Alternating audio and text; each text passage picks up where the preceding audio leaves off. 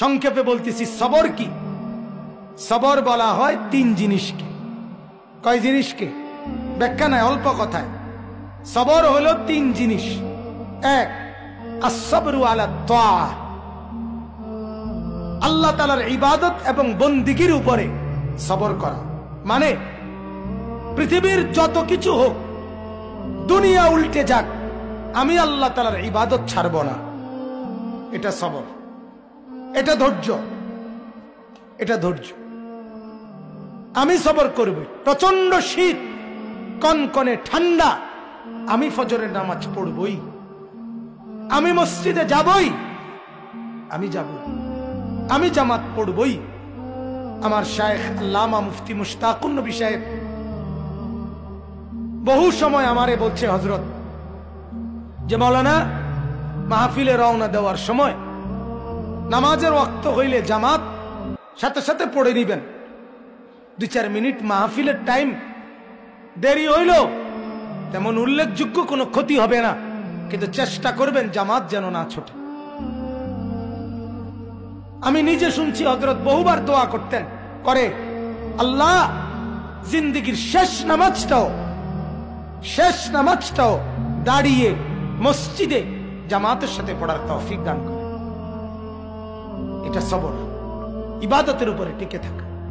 আমি গতকালকে সন্দ্বীপ গেছিলাম, সন্দ্বীপ, চট্টগ্রাম।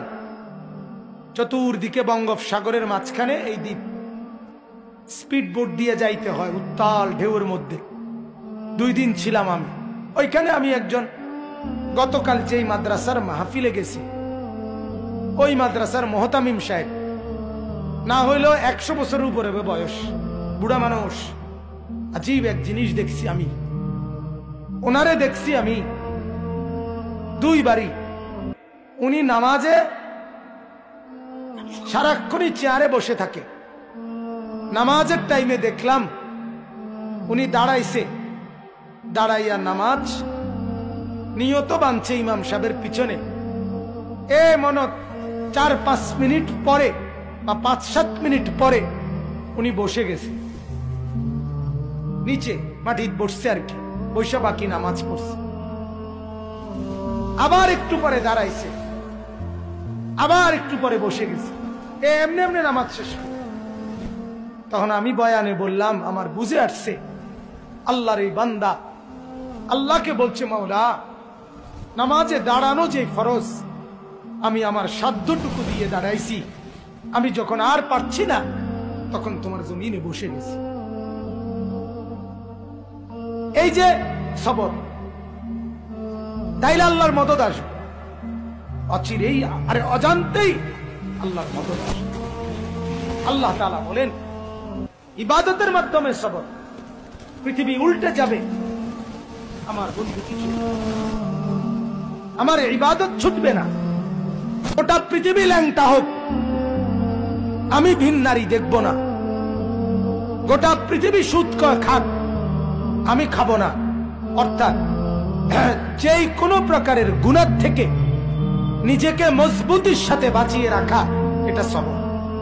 এটা কি বলেন না? আমরা কিন্তু সবর বুঝি কোনটারে? সব দিকে না ফাইরা অনার জুত করে বইয়া তখন সবর করা, না না। সবর এটা 3 নম্বর অর্থ। প্রথম অর্থ হইল ইবাদত, এটার উপরে সবর মানে জমে থাকা, গুনাহ না হওয়ার উপরে সবর করা। যুবক যদি সিদ্ধান্ত নেয়, গোটা পৃথিবীর নারী আমাকে বলুক, আমি তার দিকে তাকাবো, আমি তাকাবো না, আমি আল্লাহকে ভয় করি।